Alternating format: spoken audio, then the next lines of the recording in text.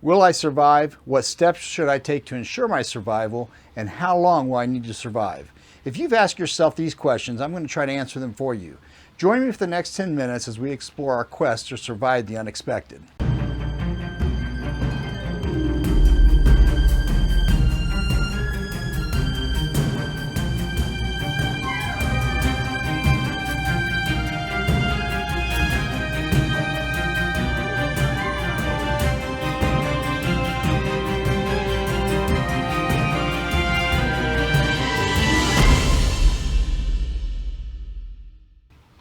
What's up, my friends? Whether you're a survivalist, a prepper, male, female, believer, non-believer, Democrat, Republican, or none of the above, welcome to a channel that offers something for everyone.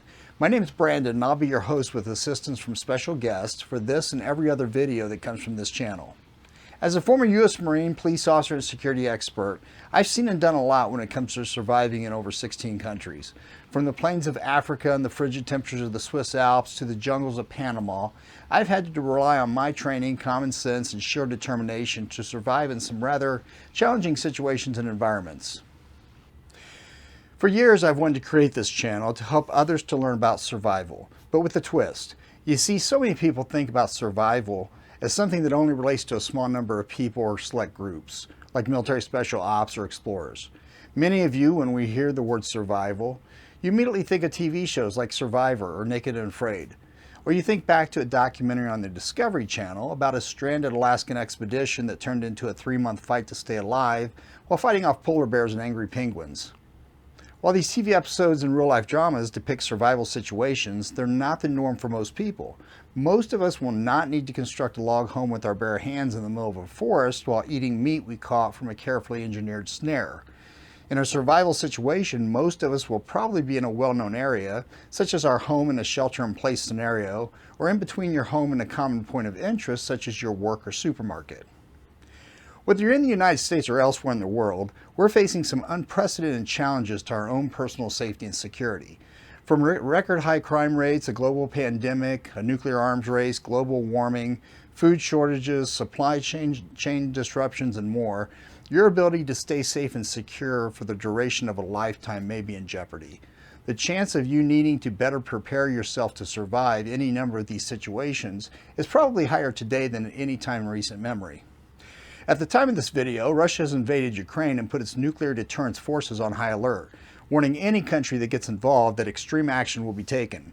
Iran is actively enriching uranium to 20% in its quest to develop a nuclear weapon, and North Korea continues to test new intercontinental ballistic missiles.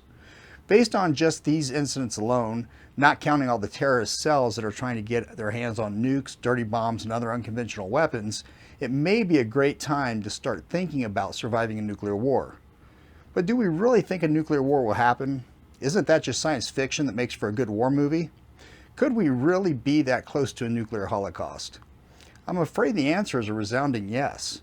Fortunately, or unfortunately, we don't know when it will happen, but it's safe to say that in the future there will be a nuclear war, and it may very well occur within our lifetime. So many people I've talked to tell me that in the event of a nuclear war, they'd simply lay down and wait to die. They tell me they wouldn't want to live in the aftermath of such a horrible world event.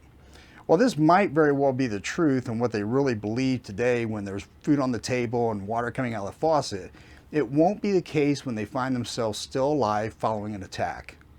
Self-preservation is the process by which you and I try to prevent ourselves from being hurt, harmed, or killed. It's the survival instinct that's present in almost every living organism. After the bombs fall and you still have a beating heart, air in your lungs, and an active thought process, you'll fight with everything you have to save your own life and the lives of those you love. Regardless of what you think you may do today when nuclear war is just a distant thought, believe me when I say your mind will change when the shit hits the fan. You will wish that you took the time to prepare for the unexpected. Okay, so the last couple of minutes were kind of dark and depressing, but it's something we must consider. Surviving, prepping, being prepared, or whatever you may or may not be doing, it's important to think about a wide range of situations that you may find yourself in. For example, if you lived aboard a sailboat in the Caribbean, you'd probably have a contingency plan for a sinking vessel. That plan may include putting on a life vest, sending a distress signal, grabbing a bag of supplies, and boarding a lifeboat. Now, just because you have a plan of action doesn't mean you'll ever need it, and you're probably hoping you never do. But the plan's there. It's been rehearsed, and you probably sleep better at night knowing that your life may be spared if your sailboat were to spring a leak. At your home on land, you may have an alarm system, video cameras, a gun in your nightstand, smoke alarms, locks on your door, and other theft deterrent measures in place which should keep you and your family safe and secure. Do you sleep better at night knowing these are in place? Do you enjoy your vacation more knowing that your home is protected by a state-of-the-art alarm system? Think about everything you do to help ensure your family are safe from everyday crime, emergencies, and natural disasters. Do you think you've done enough, or is there more you can do? What are you forgetting? That's what we're going to dive into on this channel. Survival tips, tricks, and advice that can be added to your current proactive measures to improve your chances of surviving not only unexpected emergencies and situations, but horrific disasters such as nuclear war. Some of my videos will focus on basic survival tactics, which you may already know, but I would still encourage you to watch each video in its entirety. You never know when a little piece of information or a tip may be missing from your current plan. Consider the fact that the art of survival and the tools we use change with time. Procedures and methods are updated, tools and equipment are improved upon, knowledge and wisdom, generations old, prove less and less relative as life changes. Surviving any event takes planning, and each scenario will require its own separate plan. Surviving through a winter storm in a stalled car will take a different set of skills and a plan that is different from the skills and plan needed to survive a home invasion. So where do we go from here? We know there's a collective problem in this world that requires us to start preparing if we wish to survive. We should understand that failing to prepare is preparing for failure. Simply put, you can be that person that does nothing and simply lays down and die. Or you can choose to live and take steps today to help ensure you and your family's survival. Over the next several weeks, months, and hopefully years, I'm going to cover survival supplies, tools, equipment, techniques, and more. We'll look at everyday carry packs, water storage, food storage and preparation, what to do when the lights no longer come on, bugging out, sheltering in place, defensive and offensive weapons, self-defense, and so much more. I'll do product reviews and comparisons so you know which products built to perform and which ones fall apart at first use. Learning this information today is better than learning it when the shit hits the fan and a tool you're counting on for survival fails. To be completely honest, even though I thoroughly enjoy learning and rehearsing survival techniques, I pray to God that I never need any of it in real life. I hope and pray that our lives and the lives of our children are long and prosperous. However, I can't stress enough that failing to prepare is preparing for failure. It's too late to start prepping and preparing when the bombs are falling. It's too late to develop a contingency plan after the earthquake is struck. And it's too late to have an exit plan when an electromagnetic pulse has decimated our power grid and you no longer have heat in the middle of a North Michigan winter. At some point in our lives, or the lives of your children, survival may become a way of life and not just something we talk about on YouTube. In the event of an electromagnetic pulse attack, whether man-made or natural, it may take a couple of years for the electric grid to be repaired. Following a nuclear attack, expect your city to be uninhabitable for several years and life as you know it to be permanently changed. Less disastrous events like earthquakes, tornadoes, and floods can also create survival situations, but the recovery process is much quicker. Regardless of the type of survival situation you're faced with, your preparation today should allow you and your family to survive for a minimum of 3 months. This means you'll have food, clothing, water, and shelter for 3 months without the need to forage, barter, beg, or steal. But during this time, you won't be sitting back sunbathing and sipping on pina coladas. Even though you'll have 3 months of provisions available, you'll want to find ways to add to these provisions so that they last longer. For example, find a local water hole and fish for additional food.